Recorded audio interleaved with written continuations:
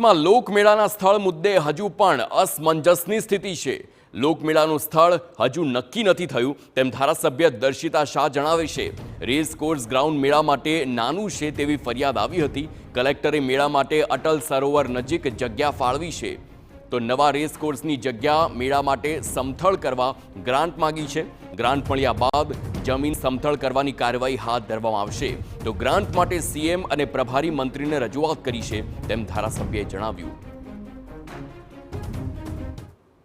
કલેક્ટરશ્રીએ તાત્કાલિક જ માર્ગ અને મકાન વિભાગને આ વાત જણાવી અને એમણે એક સર્વે રિપોર્ટ કર્યો અને સર્વે રિપોર્ટમાં અટલ સરોવરની બાજુમાં એ જે જગ્યા છે કે જે હાલની જે રેસકોર્સ ગ્રાઉન્ડની જગ્યા છે એનાથી અનેક ગણી મોટી છે, એમાંથી જરૂરિયાત મુજબની જગ્યા લોકમેળા માટે લઈ અને એને સમથળ કરવા માટેનું એસ્ટિમેટ પણ કાઢી લીધું છે અને તમામ રિપોર્ટ તૈયાર કરીને ગાંધીનગર શહેરી વિકાસ મંત્રાલયને શહેરી વિકાસ વિભાગને એ રિપોર્ટ આપવામાં આવ્યો છે।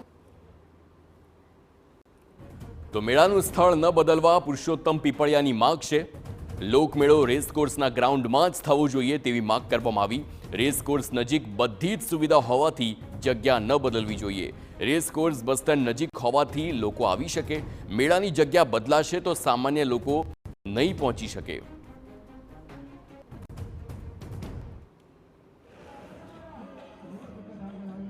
કે કોઈ ખાનગી મેળાવાળાઓ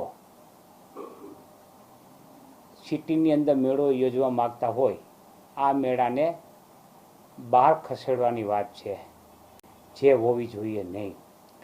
ખાનગી મેળાવાળો ભલે બહાર જાય, પણ જે ગરીબ વર્ગ જે બસ સ્ટેશનથી સીધો મેળામાં આવી શકે એવા વર્ગ માટે મેળો અહીંયા થવો જોઈએ।